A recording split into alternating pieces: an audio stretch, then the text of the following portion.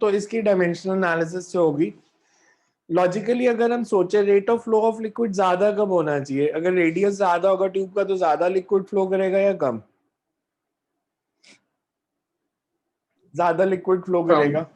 Length जितनी ज्यादा होती जाएगी उतना कम फ्लो करेगा, प्रेशर डिफरेंस ज्यादा होगा तो ज्यादा फ्लो करेगा।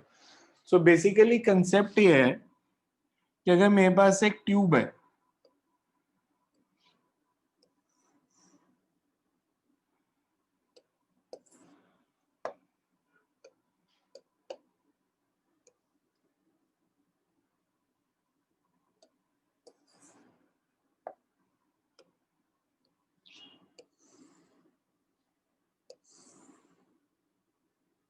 इसकी लेंथ एल है,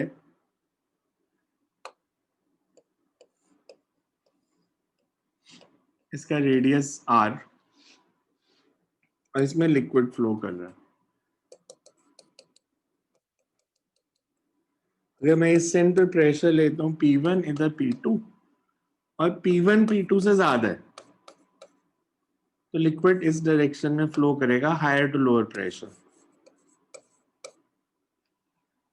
एक्सपेरिमेंटली इट वाज फाउंड कि जो लिक्विड फ्लो करेगा वो डिपेंड करेगा प्रेशर ग्रेडियंट पे।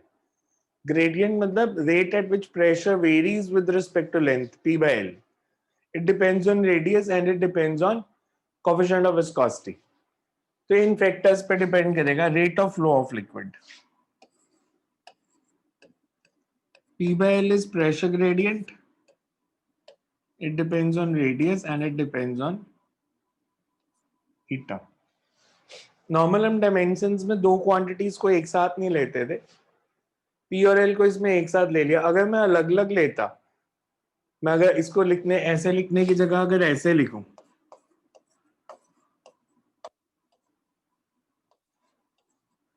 तो इसको हम डायमेंशनली सॉल्व नहीं कर सकते, बिकॉज जब हम पावर कंपेयर करेंगे तो हमारे पास 3 इक्वेशन आएंगे और 4 वेरिएबल्स हैं, तो उसको हम सॉल्व नहीं कर सकते। तो इसलिए हमने P by L को एक साथ लिख दिया कि it depends on pressure gradient, and इसको सॉल्व करना है हमने।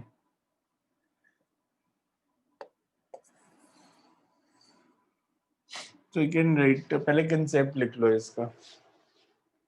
Poiseuille's equation. Poiseuille's equation is for, या this equation लिख लो बार बार ये वर्ड लिखने की जगह। This equation is for finding the rate of flow of liquid, finding the rate of flow of liquid through a tube, finding rate of flow of liquid through a tube when pressure difference, when pressure difference is applied, when pressure difference is applied across the two ends of the tube, when pressure difference is applied across the two ends of the tube.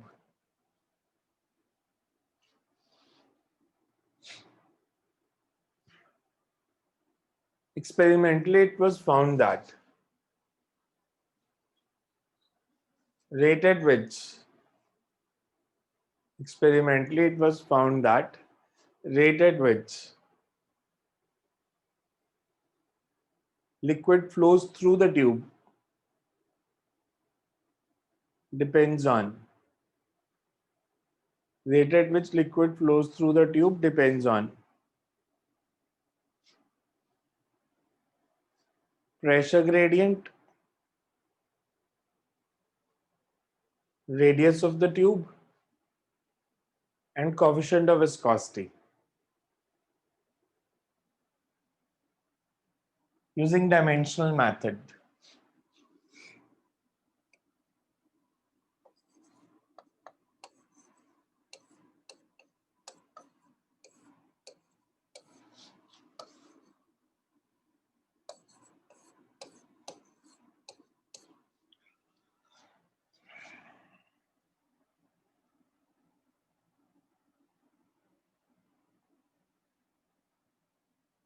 V का dimensional formula. Rate of flow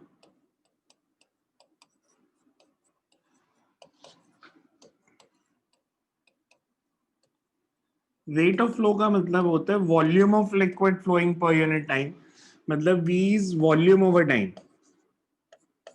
तो m0 L3 T-1 pressure gradient, pressure over length, radius is L1, eta is m1 L-1 T-1। Solve करो इसको, क्या आता है?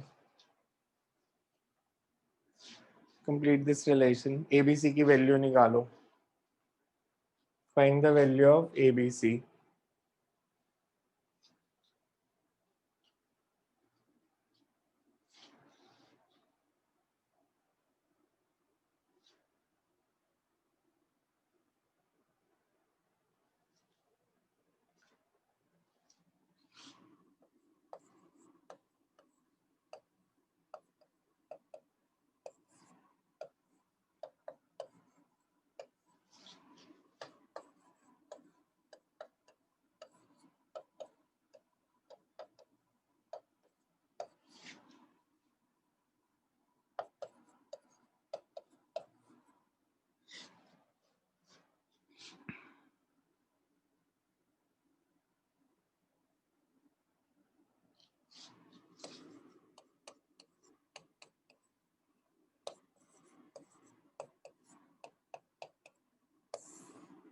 मास और time की powers को कंपेयर किया।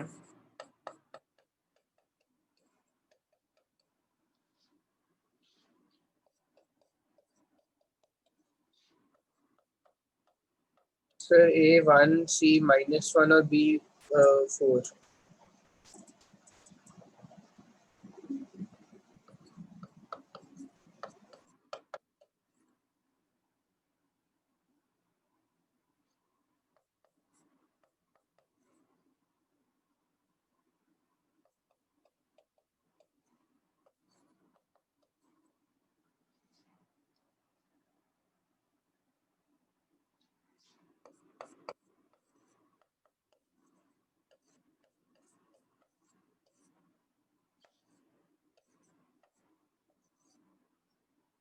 सो रिजल्ट आया।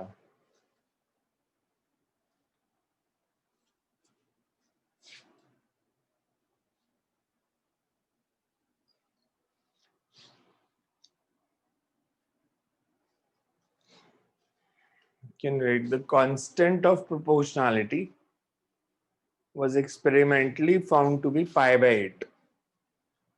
Constant of proportionality was experimentally found to be pi by 8. Thus,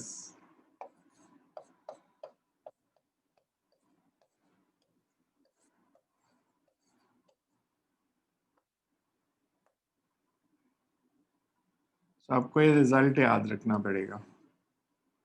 derivation इसकी नहीं आने के चांस, बट हाँ, result will be used eight number of places.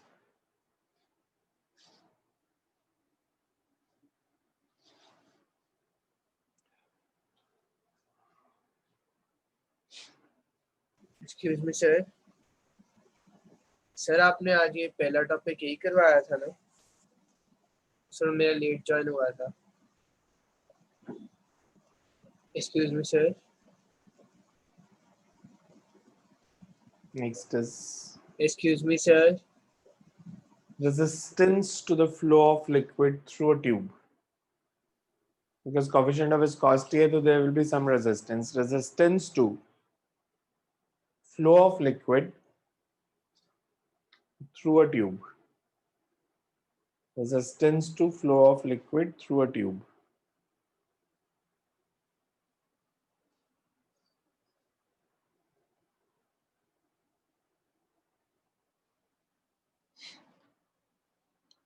अब अगेन अगर मैं थोड़ा सा आपका पुराना देखें, हमने क्या था, अगर मेरे पास एक ही रेजिस्टेंस है R,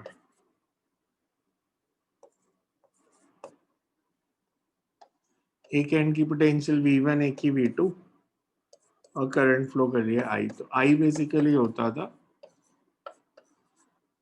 इसको आप कई बार V by R भी लिख देते थे, where V is potential difference, V1 minus V2 को V लिख देते थे। तो रेजिस्टेंस को हम लेते थे potential difference upon rate of flow of charge. Potential difference के कारण चार्ज फ्लो कर रहा था, यहाँ पे प्रेशर डिफरेंस के कारण लिक्विड फ्लो कर रहा है। तो we can say resistance is ratio of pressure difference to the rate of flow of liquid, and pressure difference is P. pressure difference is P का मतलब है कि अगर मेरे पास एक ट्यूब है,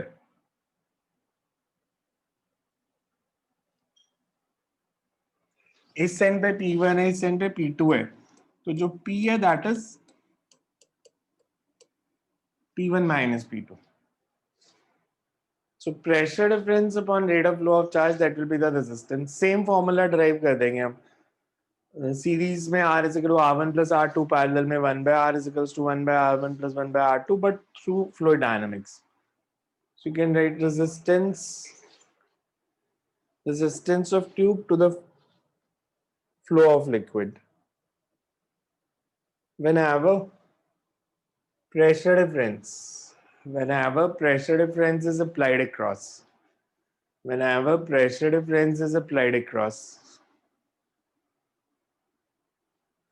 two ends, whenever pressure difference is applied across two ends of the tube,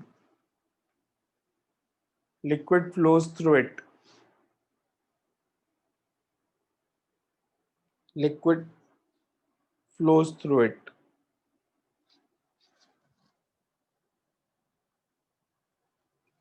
Liquid flows through it. The resistance is the ratio of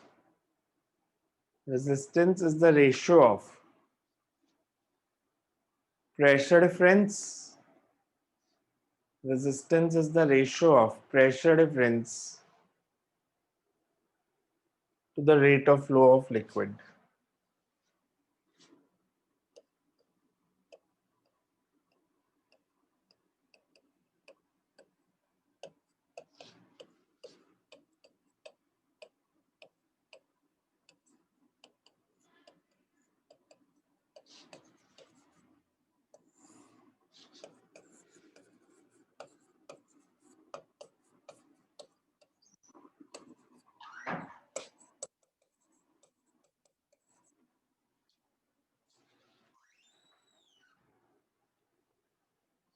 इसकी value क्या आएगी? Basically, this is pressure difference is P, rate of flow is V.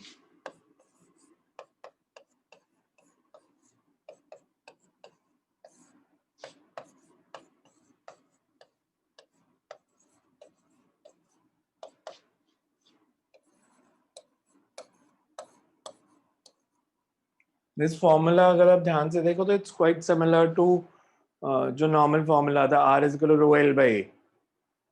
उसमें भी यही था कि area बढ़ेगा तो रेजिस्टेंस कम हो जाएगी, लेंथ बढ़ेगी तो रेजिस्टेंस बढ़ जाएगी, तो this is quite similar formula.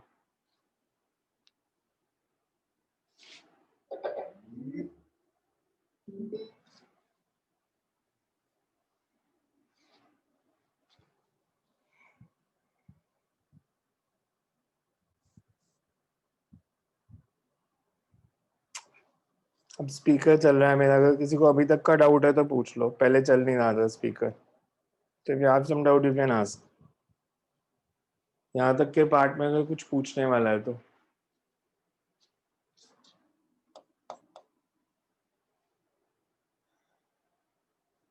so the resistance is 8 eta L upon pi r4.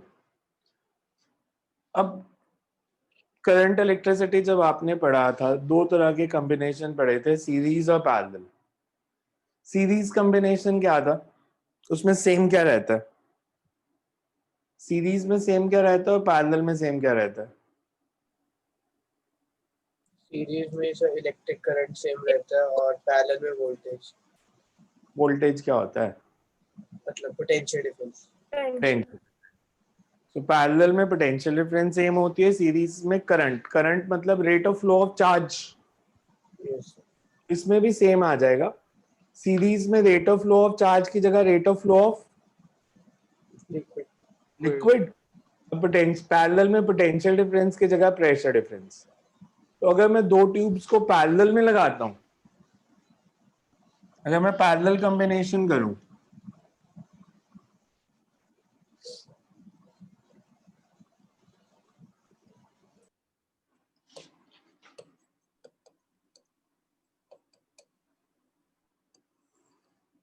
मान लो मेरे पास एक ट्यूब ऐसे थी,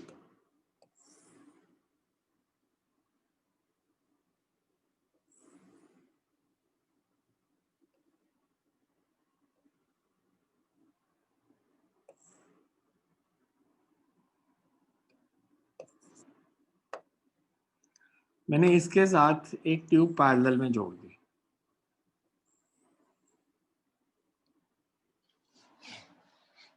से पॉइंट ए, इधर अगर प्रेशर P1 है,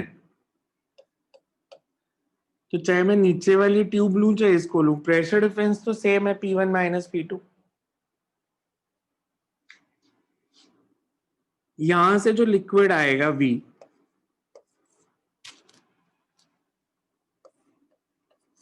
V1 इसमें, V2 इधर से फ्लो करेगा, V1 इधर से फ्लो करेगा, this will again be V। तो टोटल रेट ऑफ फ्लो जो हो गया that will be sum of rate of flow through the two liquids, V1 plus V2।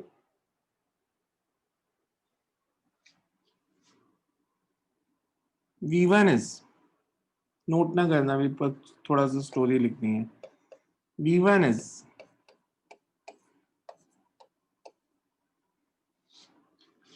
Basically ये फॉर्मूला था, बट V1 को मैं ऐसे लिख सकता हूं, ये वाली टर्म लिखने की जगह V1 can be written as P by R1, because हमने रेजिस्टेंस को क्या लिखा था, resistance is P by V, pressure difference upon rate of flow of liquid. अगर ये नीचे वाली ब्रांच की रेजिस्टेंस R1 है, प्रेशर डिफरेंस इसके क्रॉस P है, तो we can say that P upon R1। Similarly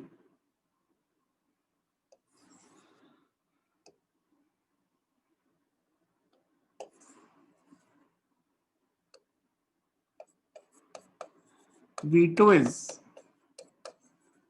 P by R2 and equivalent is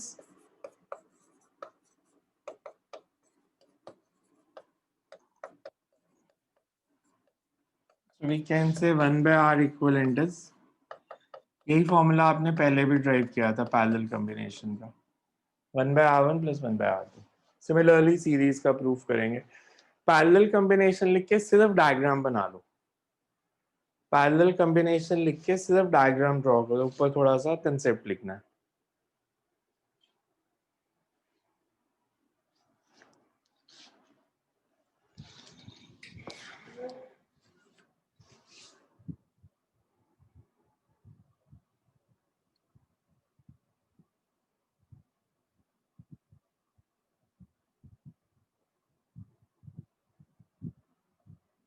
So you can write tubes are said to be connected in parallel. Tubes are said to be connected in parallel if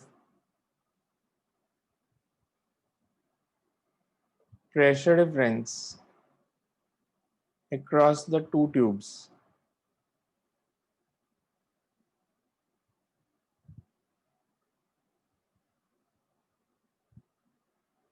pressure difference across the two tubes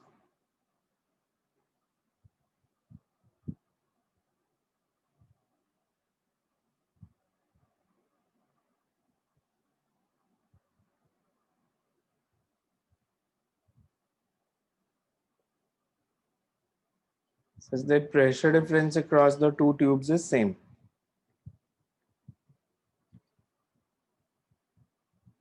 Consider two tubes of resistance R1 and R2 Consider two tubes of resistance R1 and R2 having pressure difference P across them. Having pressure difference P across them. If V1 and V2 represents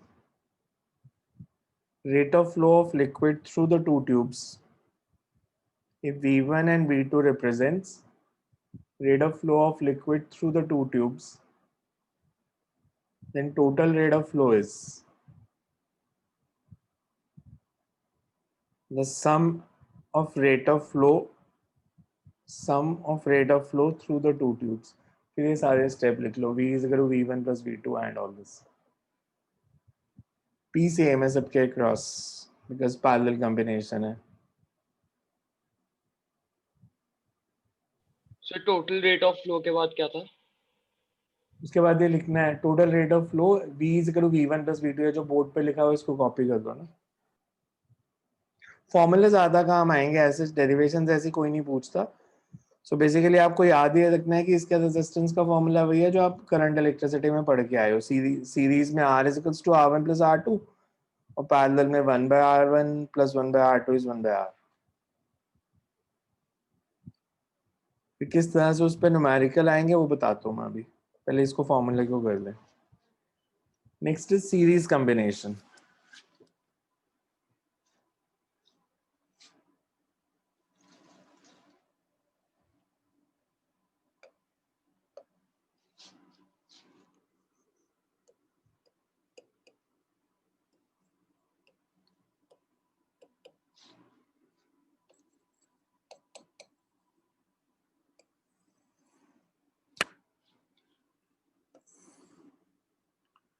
हमारे पास ये दो tubes series में connected है.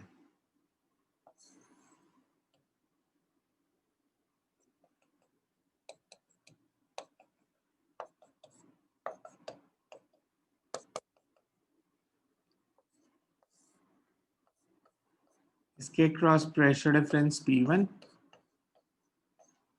ये P2. इसकी resistance R1, इसकी resistance R2.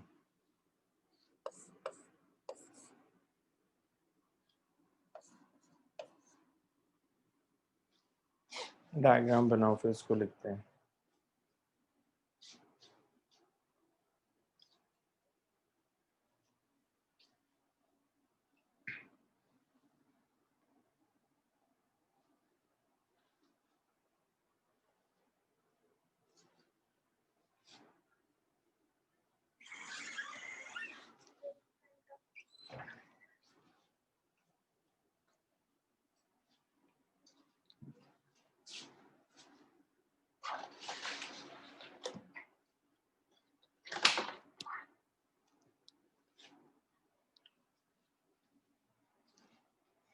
So you can write series combination of tubes. Series combination of tubes is one in which the rate of flow of liquid is same across both the tubes. Rate of flow of liquid is same across both the tubes.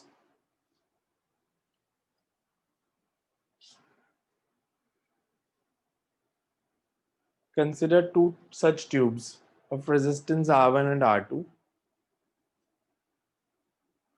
Consider two such tubes of resistance R1 and R2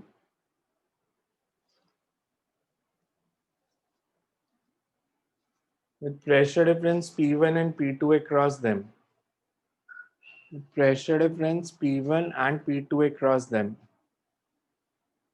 connected in series. With pressure difference P1 and P2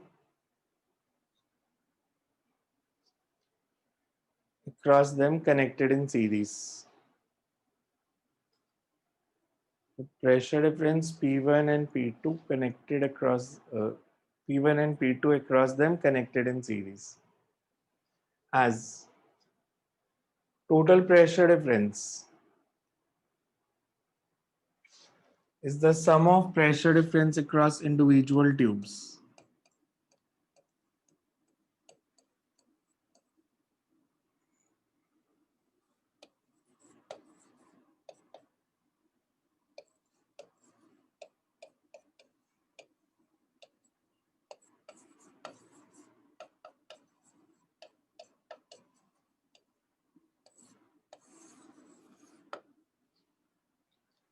अगर मैं n identical tubes को series में लगाता हूं तो equivalent resistance कितनी हो जाएगी? मेरे पास n ट्यूब्स हैं, सबकी रेजिस्टेंस R, सीरीज में लगा दिया, equivalent will be NR NR। Parallel में लगाया अगर n ट्यूब्स को तो R by N R by N। तो हम नॉर्मली लेते हैं कि अगर n tubes identical tubes in series तो equivalent resistance is NR and parallel में R by N। Normal concept ये है कि अगर आप अलग अलग रेजिस्टर्स को लगाते हो तो सीरीज में जो इक्विवेलेंट रेजिस्टेंस होती है that is larger than the largest value. मतलब जैसे मेरे पास अलग अलग रेजिस्टेंसेस हैं, ऐसे एक 1 यूनिट, 2 यूनिट, 3 यूनिट, ऐसे 10 यूनिट्स तक, तो जो इक्विवेलेंट होगी वो 10 से भी बड़ी होगी। या मैंने अगर जैसे 1 ओम, 2 ओम, 3 ओम ऐसे रेजिस्टर्स थे, इनको पैरेलल में लगा दिया तो जो इक्विवेलेंट होगी वो 1 से भी कम होगी। मतलब सीरीज में larger than the largest value, कि अगर मेरे पास ऐसे रेजिस्टर्स हैं, से मान लो 1, 2, 5 and 9 Om,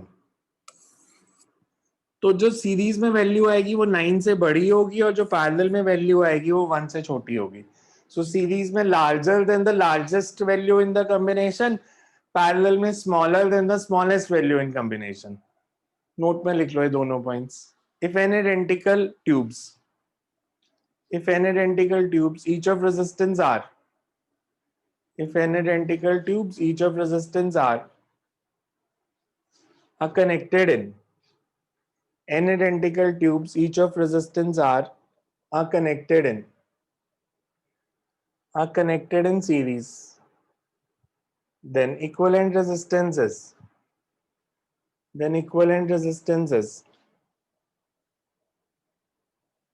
NR, and if n identical tubes are connected in parallel,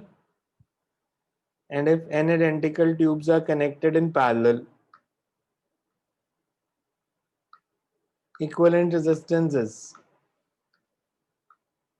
n identical tubes are connected in parallel, equivalent resistances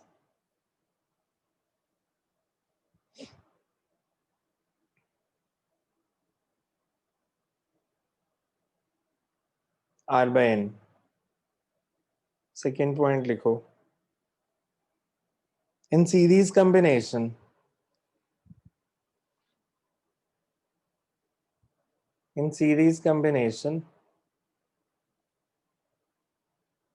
equivalent resistance is larger than the largest resistance connected, and in parallel combination,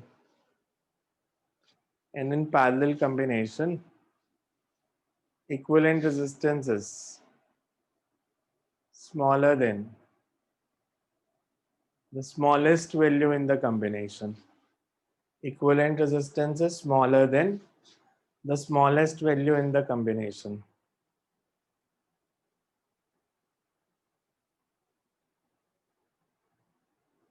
Numerical लिखो इस पे based एक, two tubes of length L each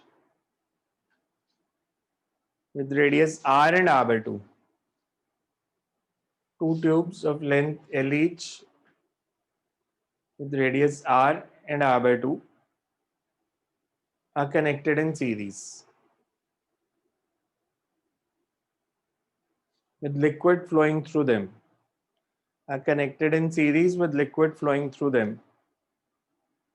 Find the ratio of pressure difference across the two tubes.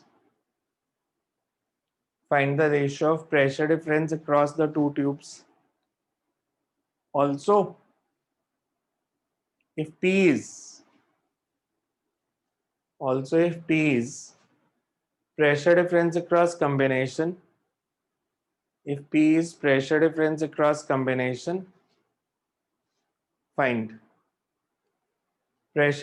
across the two tubes. If P is pressure difference across combination, find pressure difference across the two tubes. मैंने आपको ऐसे question दिया है कि मेरे पास दो tubes हैं,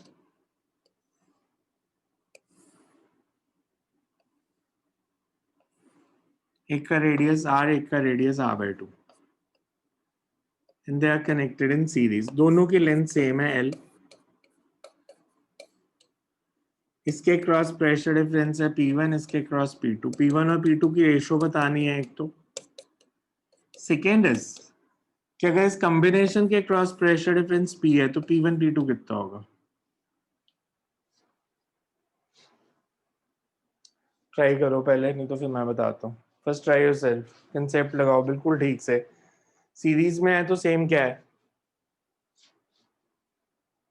rate of flow of liquid. Rate of flow.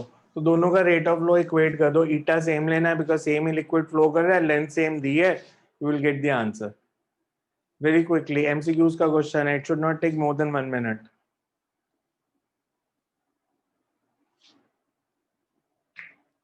Excuse me sir. हाँ जी, सर एक डाउट था पिछली वो सीरीज वाली पूछो डेरिवेशन में। पूछो पूछो। सर जैसे हमने लिया कि rate of flow of liquid हमने सेम लिया है ना, पर हाँ जी, उसमें तो रेडियस डिफर कर रहा है और वो rate of flow of liquid radius भी सीरीज सीरीज नहीं नहीं, सीरीज कॉम्बिनेशन में देखो, जैसे ये दो पाइप कनेक्टेड है ना, ये सीरीज कॉम्बिनेशन है। रेडियस कुछ भी हो, पीछे वाली पाइप से जितना लिक्विड आएगा आगे वाले में उतना ही फ्लो करेगा, डिफरेंट तो नहीं कर सकता। हम लेते हैं कि रेडियस चेंज होने से रेजिस्टेंस बदलती है इन सच अ वे कि rate of flow remain same. Radius change होने से रेजिस्टेंस बदलेगी और ऐसे बदलेगी कि रेट ऑफ फ्लो सेम रहेगा, बिकॉज बीच में कोई सोर्स और सिंक है नहीं। सोर्स और सिंक नहीं है मतलब एक एंड से जितना पानी एंटर कर रहा है दूसरे एंड से उतना बाहर निकलना ही है, बिकॉज बीच में कोई स्टोरेज की जगह नहीं है, बीच में कहीं लीकेज नहीं हो रही। सोर्स और सिंक का मतलब होता है हम बीच में कहीं से और लिक्विड ऐड नहीं कर रहे, सिंक का मतलब इसमें से निकाल भी नहीं रहे। तो एक साइड से जितना लिक्विड 1 सेकेंड में एंटर करेगा दूसरी साइड से उतना ही बाहर निकलेगा। बेसिकली कंसेप्ट क्या होता है, आगे जाके अभी इसके बाद ही एक आर्टिकल करेंगे। जब हम पाइप का रेडियस कम करते हैं तो वेलोसिटी ऑफ लिक्विड बढ़ जाती है ताकि रेट सेम रहे। आपने प्रैक्टिकली देखा होगा कि जैसे अब आप किसी गार्डनिंग कर रहे हो, पानी दे रहे हो, तो अब पाइप को जब आगे से दबाते हो तो उसका एरिया बढ़ेगा कम हो जाएगा, कम हो जाएगा और वेलोसिटी बढ़ जाती है अपने आप ही। इसीलिए वो हाई वेलोसिटी से बाहर आने लग जाता है, बिकॉज बीच में कोई सोर्स और सिंक नहीं है। तो टैप से जितना पानी आ रहा है उतना आगे से बाहर निकलना ही है। आप एरिया कम करोगे वो वेलोसिटी बढ़ा लेगा अपनी, ताकि रेट ऑफ फ्लो सेम रहे। ठीक है सर। हाँ जी, इसको हम conservation of mass in fluid dynamics कहते हैं, कि जितना मास एक साइड से आएगा उतना दूसरी साइड से बाहर भी जाएगा। Okay sir, thank you. So P2 equal to 16 P1. P2 is equal to 16 P1, ठीक है। आपको थोड़े दिन में ना मैं एक और ऐप का लिंक दूंगा, उस पर चाहे लिखा अल्फा ट्यूटोरियल्स होगा, वो मेरी ऐप नहीं है वैसे, मतलब आप डाउनलोड चाहे उसको इसी नाम से करोगे या कैसे भी करोगे, बट वो मेरी ऐप नहीं है। वो कॉमन ऐप है एक, हर इंस्टीट्यूट का नाम उस पर चाहे लिखा होगा, बट उसमें रफली कोई भी टेस्ट अगर होगा, अभी तो मतलब आप खुद टेस्ट दे सकते हो जो आपने देने हैं, मतलब उसमें इस तरह से है कि फिजिक्स, केमिस्ट्री, मैथ्स और बायो के मिला के रफली 1.5 लाख क्वेश्चंस होंगे एमसीक्यूज। तो आपको जिस चैप्टर का टेस्ट देना है आप खुद भी बना सकते हो। मतलब आप जैसे आपका मान लो फ्रिक्शन प्रिपेयर हो गया, तो आप ऐप में जाके कहोगे कि फ्रिक्शन का मतलब सिलेक्ट करोगे कि फ्रिक्शन का टेस्ट देना है, 15 क्वेश्चंस का देना है, 20 का देना है, 30 का देना है, जितने क्वेश्चंस का देना है, तो आपका टेस्ट जनरेट हो जाएगा ऑटोमेटिकली। उसमें अगर फ्रिक्शन के 500 क्वेश्चंस हैं तो वो एट रैंडम 15 या 20 जो आपने देने हैं वो आपको सिलेक्ट करके रैंडमली दे देगा और आप टेस्ट दे दोगे। उसका सिर्फ बेनिफिट ये होगा कि जो नॉर्मल एक इंस्टीट्यूट की ऐप होती है उसमें सिर्फ वही बच्चे होते हैं जो वहां पढ़ रहे हैं। इसमें पैन इंडिया सारे, ऑलमोस्ट सारे कोचिंग सेंटर्स के बच्चे सेम ऐप यूज करेंगे। तो उसका आपको बेनिफिट ये रहेगा कि आप जैसे एक वर्क पर एनर्जी का क्वेश्चन अटेम्प्ट करते हो, तो जब आप अटेम्प्ट करके बाद में उसका रिजल्ट देखोगे तो वो आपको बताएगा कि ये क्वेश्चन आज से पहले इंडिया में से 1.5 लाख बच्चों ने ऑलरेडी दे दिया है और उनमें से कितनों का ठीक है कितनों का गलत है। तो आपको एक आइडिया लगेगा कि आपकी रिलेटिव परफॉर्मेंस चल क्या रही है। सेकेंडली, जब 12th में आप हो जाओगे तो उसमें आपकी एक टेस्ट सीरीज होगी, जैसे नॉर्मली एलेंस के यहाँ आकाश की टेस्ट सीरीज होती है, तो उसमें सिर्फ एलेंस के यहाँ आकाश के बच्चे ही होंगे। इसमें इंडिया के सारे कोचिंग सेंटर्स के बच्चे सेम टेस्ट देंगे, अगले साल से शुरू होना है ये कंसेप्ट। तो उसमें जब आप टेस्ट दोगे तो आपको आपका ऑल इंडिया रैंक निकाल के दिखाएंगे कि ये वाला टेस्ट जो था मतलब सेम डे पे पूरे इंडिया में होगा। उसमें मैं चेंज नहीं कर सकता, कोई टीचर भी चेंज नहीं कर सकता, वो एक डिसाइड होंगे डेट्स, कौन सी डेट्स पे टेस्ट होने हैं। तो मान लो आपके 12th के पहले 3 यूनिट्स का टेस्ट है और सारे इंडिया में बच्चे एक साथ दे रहे हैं सेम डे पे, तो at the end of the day आपको ऑल इंडिया रैंक मिलेगा कि ये टेस्ट 6 लाख बच्चों ने आज दिया था, आप कहाँ स्टैंड करते हो।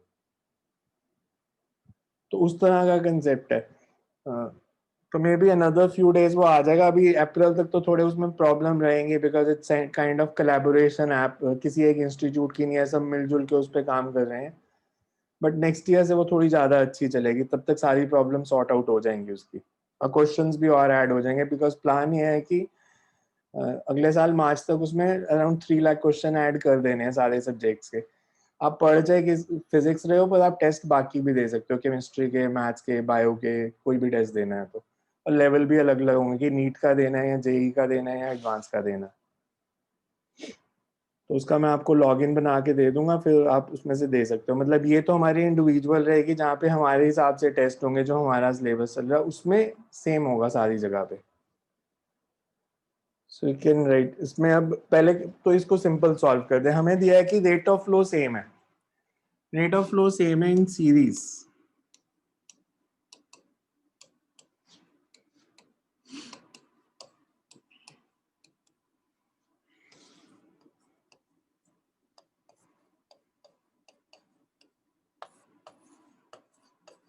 दूसरी साइड पे प्रेशर डिफरेंस P2 और रेडियस R/2, तो मतलब P2 is equals to 16 times P1। ये तो फर्स्ट पार्ट का आंसर आ गया। अच्छा, सेकेंड पार्ट है टोटल के क्रॉस प्रेशर डिफरेंस P है, तो that means P1 plus 16 P1 is P, तो P1 इज P/17।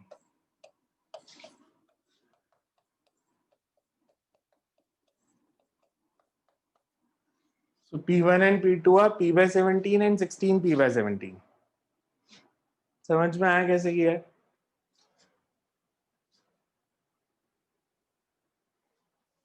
ये जो सारा कंसेप्ट है, this is quite often used in CABG। CABG क्या होता है?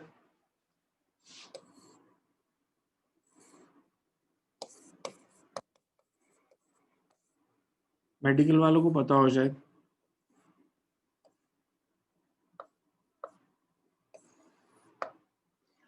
CABG is coronary angio bypass grafting, जिसको आप नॉर्मल लैंग्वेज में बाईपास सर्जरी बोलते हो। बेसिकली आपकी आर्टरी में अगर यहाँ पे ब्लॉकेज है तो आप एक बाईपास बनाते हो। मतलब जैसे जलंधर में ट्रैफिक बढ़ गया तो उन्होंने एक बाईपास बना दिया जलंधर का। तो बेसिकली बाईपास ग्राफ्टिंग कर देते हैं सर्जन कि यहाँ पे ब्लॉकेज है तो इतने पार्ट में से ब्लड फ्लो करने की जगह इसके साथ एक पैरेलल और लगा देते हैं। इधर ब्लॉकेज नहीं है तो इधर से अगर कम ब्लड भी फ्लो करेगा, इधर से कर जाएगा। और ये पैरेलल में लगे हैं तो प्रेशर डिफरेंस तो सेम ही होगा P1 P2। तो इसको बाईपास ग्राफ्टिंग कहते हैं कि जहाँ पे ब्लॉकेज है उसके कारण हार्ट में प्रॉब्लम ना है तो एक और आर्टरी आपकी लेग में से निकाल के यहाँ पे हार्ट में जोड़ देते हैं। तो उसमें यही कंसेप्ट यूज होता है कि प्रेशर डिफरेंस सेम है और एक आर्टरी पैरेलल में लगा दी उन्होंने। So next you right equation of continuity. Equation of continuity,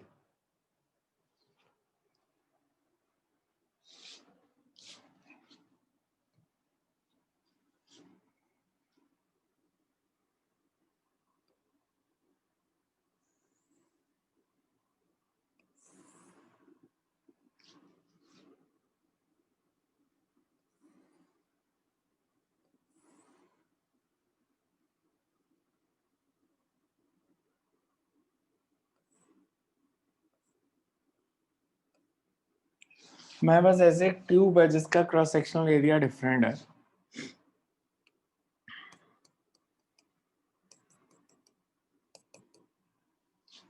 इसमें लिक्विड फ्लो कर रहा है, इस सेंड का क्रॉस सेक्शनल एरिया A2,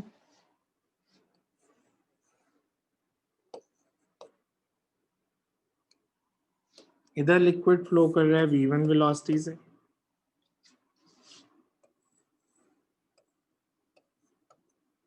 इधर लिक्विड फ्लो कर रहा है V2 से।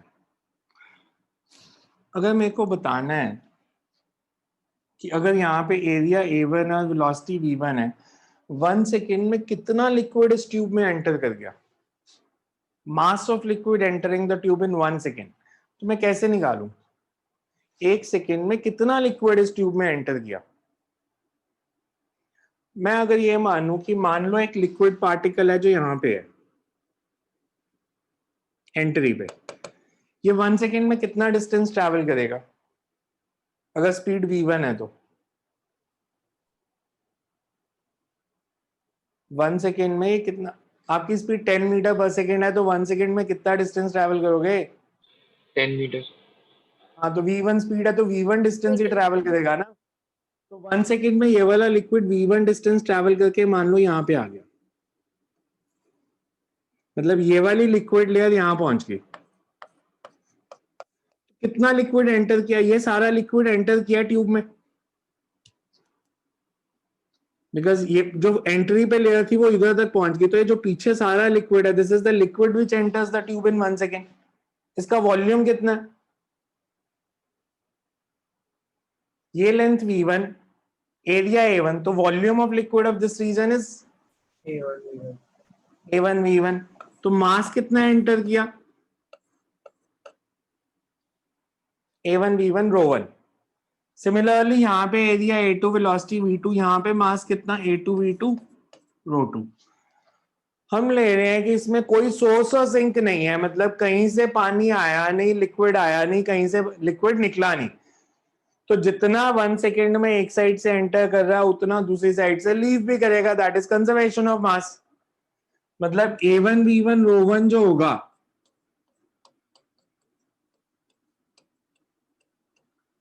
अब लिक्विड की डेंसिटी बदलती है या सेम ही रहती है अगर फ्लो कर रहा है तो, लिक्विड्स आर इनकम्प्रेसिबल, मतलब डेंसिटी सेम रहती है। इनकम्प्रेसिबल का मतलब क्या होता है,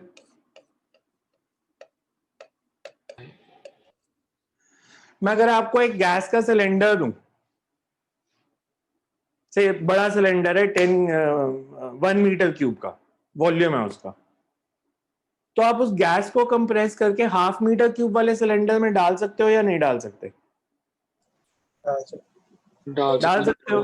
गैसेस कंप्रेसिबल होती है, दबाओगे वो दब जाएंगी, वॉल्यूम उनका कम हो जाएगा, प्रेशर बढ़ जाएगा। पर अगर मैं आपको दूसरे एक टम्बलर है, स्टील टम्बलर, जिसमें 300 ml वाटर है और एक 200 ml का टम्बलर है, मैं बोलूँ वाटर को कंप्रेस करके छोटे उसमें डाल दो तो डल जाएगा नहीं, बिकॉज वाटर कंप्रेसेबल थोड़ी होता है, थोड़ी है कि ज्यादा पानी है उसको दबा दबा के कम जगह में फिट कर लिया हमने। सो लिक्विड्स आर इनकम्प्रेसिबल, मतलब लिक्विड्स की डेंसिटी सेम रहती है, तो इसका मतलब A1 v1 is equals to A2 v2, or you can also write AV is equals to constant और V is inversely proportional to A। ये जो मैं अभी आपको कंसेप्ट बता रहा था, किसी ने मेरे से अभी डाउट पूछा था, तो एरिया कम होगा तो वेलोसिटी ऑटोमेटिकली बढ़ जाएगी। तो कहीं पे भी आपके पास पाइप है, अगर आप उसका क्रॉस सेक्शनल एरिया कम करते हो तो वेलोसिटी बढ़ती है, because velocity is inversely proportional to area. समझ में आया क्या किया, हमने कहा कि जितना मास ऑफ लिक्विड एक साइड से एंटर करेगा उतना ही मास दूसरी साइड से लीव करेगा। लिक्विड्स इनकम्प्रेसिबल है, डेंसिटी हटा दी, A1 v1 is equals to A2 v2। Diagram बनाओ, लिख लेते हैं इसको, कुछ खास नहीं, ऐसे सिंपल सा आर्टिकल है, बट आगे जाके यूज होना है, फॉर्मूला यूज होना है कि AV is constant.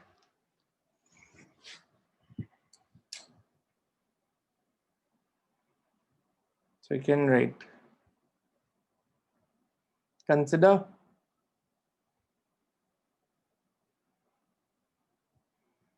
liquid flowing through tube of,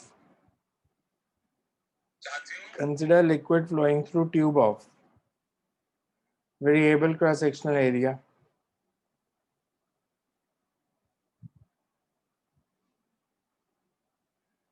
As shown in the figure, if A1 and A2B, if A1 and A2B, the cross sectional area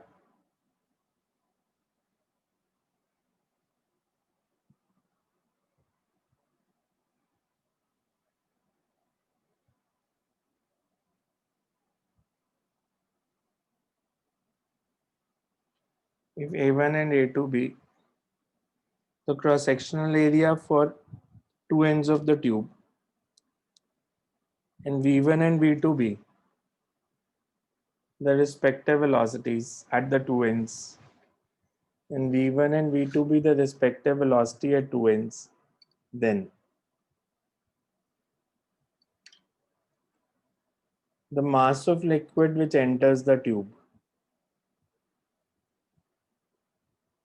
per unit time is A1 V1 rho 1.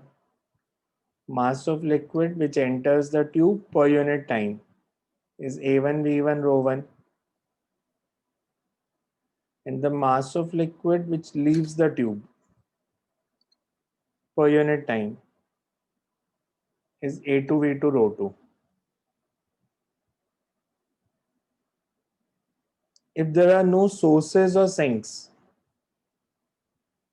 if there are no sources or sinks, then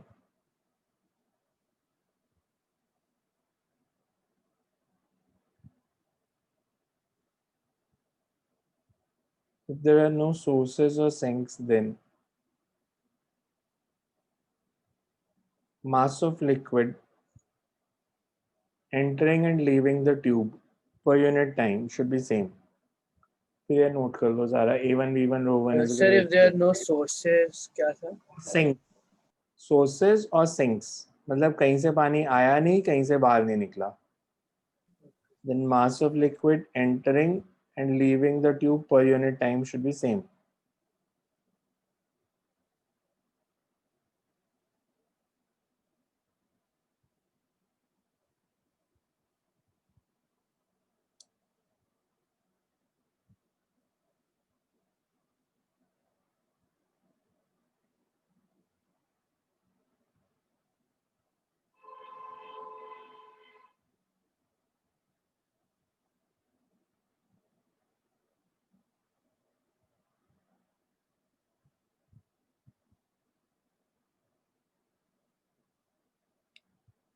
note कर लिया तो last में लिखो. This implies that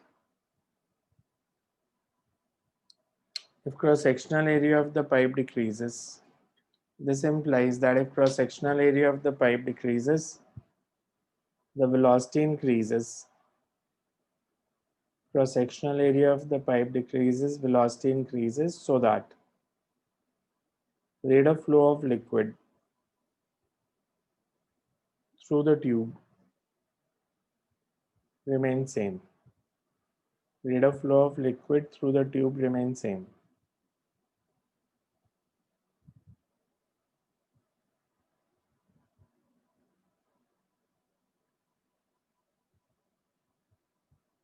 Rate of flow of liquid through the tube remains same.